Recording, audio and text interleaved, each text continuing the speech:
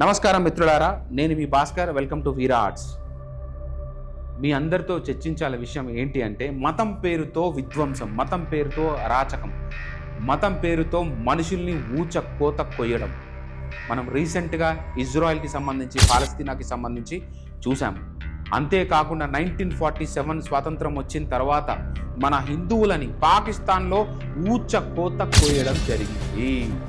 ఎప్పుడైతే విభజన విధించారో ఆ టైంలో బంగ్లాదేశ్, అంతేకాకుండా పాకిస్తాన్, జమ్మూ కాశ్మీర్, హైదరాబాద్ హిందువులని మతం పేరిట మారమని, అంతేకాకుండా ఒప్పుకోని వాళ్ళని నానా రకాలుగా హింసించి చంపడం జరిగింది. సీరియస్గా చెప్పాలంటే 1971 బంగ్లాదేశ్కి స్వాతంత్రం ఇచ్చింది హిందుస్థాన్, అంటే మన భారతదేశం. ఎటువంటి కృతజ్ఞత లేకుండా ఇంచుమించు ఒక 30 లక్షల మందిని ఊచకోత కోశారు. ఇది కేవలం గణాంకాల ప్రకారం. నాకు తెలిసి ఒక 50 లక్షల మందే ఉండుంటారు. అంతేకాకుండా మీరు కరెక్ట్గా కన్సిడర్ చేసినట్టయితే బంగ్లాదేశ్లో ఎప్పుడైతే మనకు స్వతంత్రం వచ్చిందో ఆ టైంలో హిందువుల సంఖ్య ఎంత ఉండేది? ఇప్పుడు అక్కడ సంఖ్య ఎంత? 5%, 6%? పాకిస్తాన్లో సంఖ్య ఎంత? ఇప్పుడు ఎంత? ఎప్పుడైతే వాళ్ళ ముస్లిమ్స్ మాకు సపరేట్ దేశం కావాలని జిన్నా వాళ్ళు కొట్లాడారో వాళ్ళకి సపరేట్ దేశం ఇవ్వడం జరిగింది. ఇచ్చినప్పుడు అక్కడి నుంచి ఇక్కడికి హిందువులు వస్తున్నప్పుడు, మనం ఇక్కడి నుంచి ముస్లిమ్స్ వెళ్ళారు, అక్కడి నుంచి హిందూస్ వస్తున్నప్పుడు ఊచ కోత కోసి కేవలం డెడ్ బాడీస్ మాత్రమే రైల్లో వేసి పంపడం జరిగింది. ఇలాంటి దుర్మార్గమైన దేశానికి వెళ్ళడం ఇష్టం లేక కొంతమంది ముస్లిమ్స్ మాది భారతదేశం, మేము భారతదేశంలోనే ఉంటాం అని మన దేశంలోనే ఉండడం జరిగింది. అయితే ఇక్కడ ఉన్న ముస్లిమ్స్ సంఖ్య ఎంత పెరిగింది? మనము బ్రదర్స్లా ఉన్నా కూడా మన మధ్యలో ఈ మత విద్వేషాలు లేపి అడపా ఈ లొల్లి జరుగుతూనే ఉన్నాయి. అయితే పాకిస్తాన్లో ఏ మోతాదున ఉన్నది ఇప్పుడు హిందూస్ మొత్తం? అసలు మత విద్వేషాలు కాదు కదా, మతం అంటే ఓర్పు లేని పాకిస్తాన్ దేశం ఏదైతే ఇస్లాం ఉందో భూస్థాపితం చేసేసింది హిందూస్లో. బంగ్లాదేశ్ పరిస్థితి కూడా అదే. అసలు వాస్తవానికి తప్పు ఎక్కడ జరుగుతుందని ఆలోచన చేసినప్పుడు ఇక్కడ ఒక విషయం గురించి నేను మాట్లాడదలుచుకున్నాను. ఏంటి అంటే అరబ్ దేశానికి సంబంధించిన అమ్జద్ ఖార్ అనే ఒక వ్యక్తి, సోకాల్, తనని అడగగా ఒక ఇంటర్వ్యూలో తను చెప్పిన సమాధానం, ముస్లిం బ్రదర్హుడ్ అంటే మాకంటే మీకు ఎక్కువనా? ఎందుకంటే వీఆర్ ద ముస్లిమ్స్, మేము ఇస్లామిక్ దేశాలకు, అరబ్ దేశాలు కావచ్చు, మక్కా కావచ్చు, మేము ఎందుకు మా తోటి వాళ్ళని మా దేశంలోకి రాణించడం లేదో తెలుసా? అమాయకులైన యువకులని పట్టుకొని ఈ ఇస్లాం రిలీఫ్ అని ఏదైతే ఉందో వాళ్ళు ఉగ్రవాదులని, టెర్రరిస్టులని తయారు చేయడం జరుగుతుంది. అలా వాళ్ళు మా దేశంలో కనుక ఎంటర్ అయినట్టయితే మా దేశాలు కూడా నాశనం అయిపోతాయి. అది దృష్టిలో పెట్టుకున్న మేము వాళ్ళని మా దేశంలోకి రానివ్వడం లేదు. Even though they are Muslims. మా దేశాలు, మా ప్రజలు సంక్షేమంగా కావచ్చు, లేకపోతే మంచిగా ఉండాలనుకుంటే వాళ్ళు మా దేశంలోకి రాకూడదని చెప్పి మేము కొన్ని నియమాలు పెట్టుకొని వాళ్ళని రానియట్లేదు. మరి మీరెందుకు రాణిస్తున్నారు? మీరెందుకు ఉగ్రవాదాన్ని పోషిస్తున్నారని చెప్పి ఒక ఇస్లామిక్ కంట్రీస్ అయినా, మక్కా కావచ్చు, అరబ్ కంట్రీస్ కావచ్చు ప్రశ్నిస్తాయి.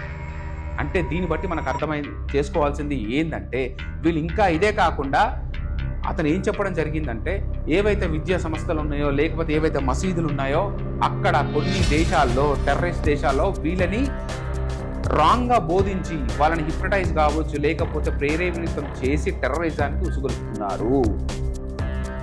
ఈ ఇస్లాం రిలీఫ్ ఫండ్ అని ఏదైతే ఉంటుందో దీని ద్వారా కలెక్ట్ చేసిన ఫండ్స్ కావచ్చు, ఇస్లాం రిలీఫ్ అనేది ఉంటుంది కదా, దాని ఫండ్స్ అన్ని వీళ్ళు కేవలం ఉగ్రవాదానికే ఖర్చు పెడుతున్నారు, అది మాకు ఇష్టం లేదు అని క్లియర్గా అమ్జద్ అనే వ్యక్తి మాట్లాడడం జరిగింది. సో అసలు మన భారతదేశానికి సంబంధించినంత వరకు మతం గురించి ఎప్పుడు వచ్చింది అని మాట్లాడుకున్నట్టయితే పాకిస్తాన్లో వాళ్ళు అడపా రెచ్చ కొడుతూనే ఉన్నారు. ఎప్పటికప్పుడు వాళ్ళు మన మీద దాడి చేయడానికి రెడీ అవుతూనే ఉన్నారు. ఏ ఛాన్స్ వచ్చినా వదలట్లేదు. తాజ్ అటాక్ కావచ్చు, మీరు చూసుకున్నట్టయితే ప్లేన్ హైజాక్స్ కావచ్చు, అంతెందుకు వాళ్ళ చేతిలో ఏది ఉంటుంది దొంగ నోటు ప్రింట్ చేసి మన దేశానికి పంపించడం కావచ్చు, ఇవన్నీ అంతెందుకు బంగ్లాదేశ్కి పాకిస్తాన్ నుంచి విముక్తి చేసి వాళ్ళకి స్వతంత్రం ప్రకటించినా కూడా కేవలం ఈ మతాన్ని అడ్డు పెట్టుకొని ఆ దేశాన్ని కబలించడానికి ట్రై చేస్తుంది పాకిస్తాన్.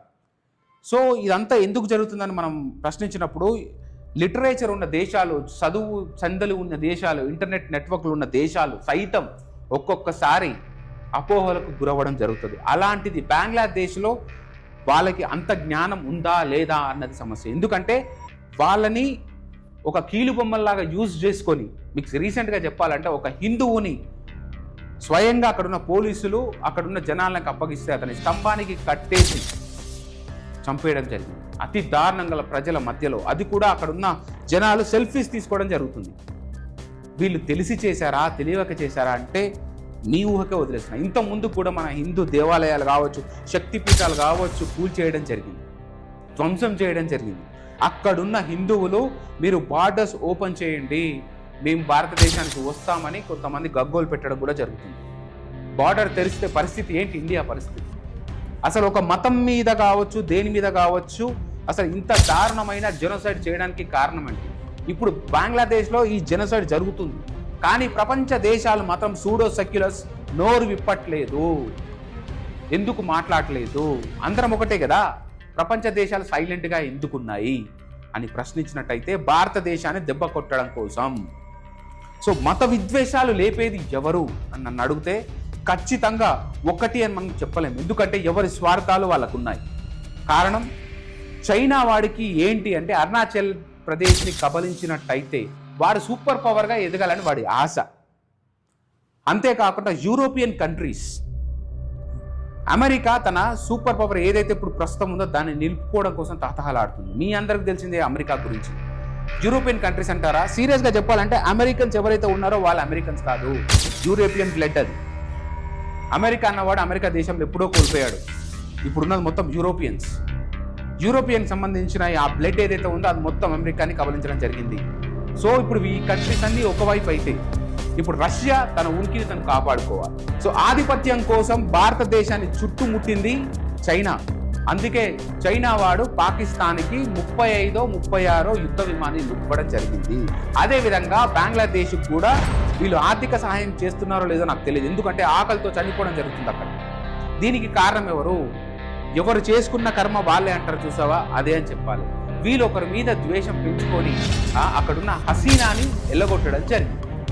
ఆమె ప్రాణభయంతో ఇండియాకు వచ్చిన తర్వాత అక్కడ ఎప్పుడు విధ్వంసాలు, కొట్లాటలు, లొల్లిలు, రొచ్చులు జరుగుతుంటే టెక్స్టైల్ ఇండస్ట్రీ మొత్తం చూసుకోవడం జరిగింది. అంతేకాకుండా అక్కడున్న అసలు ఫుడ్కి సంబంధించిన ఈ అగ్రికల్చర్ డిపార్ట్మెంట్ ఇవన్నీ ఎలా సాగుతాయి? అసలు వీళ్ళకి ఫుడ్ ఎట్లా? వీళ్ళకి అర్థం కావట్లేదు. వీళ్ళకి ఎటువంటి ప్రాబ్లం వచ్చినా వీళ్ళకి ఫుడ్ లేకపోతే వీళ్ళు ఇండియా మీదనే పడతారు. ఇండియా ఎందుకు చేస్తుంది ఆ ప్రాబ్లం? అక్కడున్న స్టూడెంట్ లీడర్ ఎవరైతే ఉన్నారో ఉస్మాన్, ఆ వ్యక్తి గురించి మీకు తెలిసి ఉంటుంది, అతను చనిపోవడం జరిగింది. అతన్ని చంపింది ఎవరు? సో కాల్డ్ యునిస్. వాళ్ళే ఈ ప్లాన్ చేయడం జరిగింది. రీజన్ ఒకటే, అక్కడ ఇంచుమించు 4-5 పార్టీలు ఉన్నాయి. సొంత తమ్ముడే చెప్పడం జరిగింది, ఒకవేళ అక్కడ ఎలక్షన్స్ కనుక జరిగినట్టయితే యునిసిస్ తన కుర్చీ నుంచి దిగాల్సి వస్తుంది.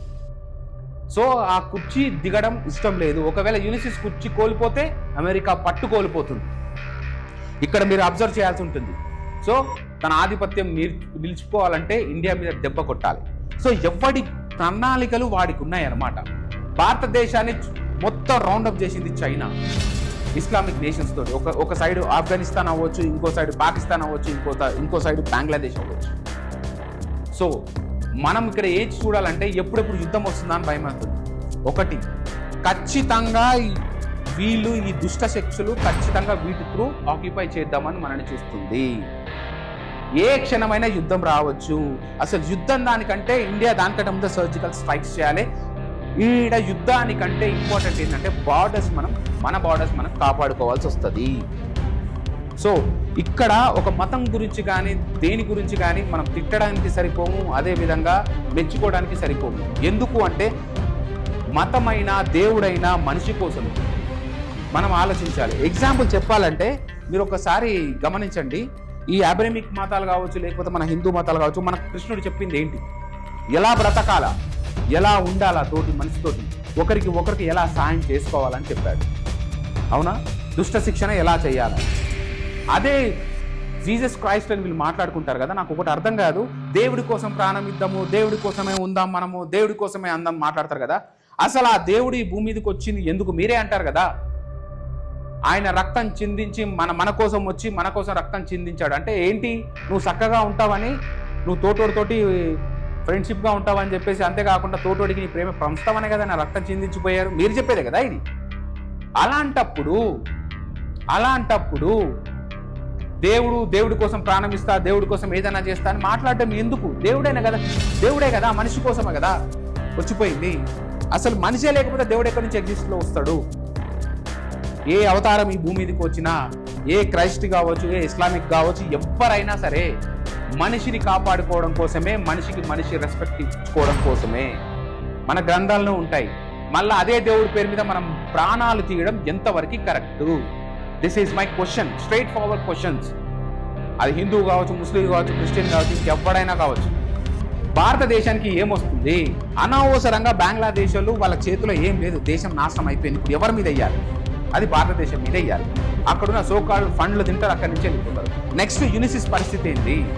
మన ఇప్పుడు మనం చేయాల్సిందల్లా మన డిఫెన్స్, బార్డర్స్ అన్ని ప్రొటెక్ట్ చేసి ఎవరిని ఏ ఒక్కరిని లోపలికి రానియకుండా చేస్తే ఆ దేశాలే నాశనం అయిపోతాయి. బట్ ఇక్కడ మనం గమనించాల్సింది ఏంటంటే, ఆ దేశాలు నాశనం అయినాయి అనుకో, వాళ్ళు నెక్స్ట్ ఎక్కడ పడతారో, ఆకలితోటి మన దేశం మీదనే పడతారు. ఇది ప్రపంచం కలిసి చేస్తున్న కుట్ర. యూరోపియన్ కంట్రీస్ కావచ్చు, అమెరికా కావచ్చు, అదేవిధంగా చైనా కావచ్చు, మన మీద చేస్తున్న కుట్ర. రష్యా మనకు హెల్ప్ చేస్తుందా అంటే చెప్పలేము, ఎందుకంటే తన ఉనికి తను కాపాడుకోవడం పొజిషన్లోనే తను ఉంది. చైనా ఖచ్చితంగా చేతి కలుపుతుంది, తనకు అరుణాచల్ ప్రదేశ్ కావాలి, తను ఆక్యుపై చేయడానికి రెడీగా ఉంది. సో ఇది ఫ్రెండ్స్ మన దుర్భర పరిస్థితి.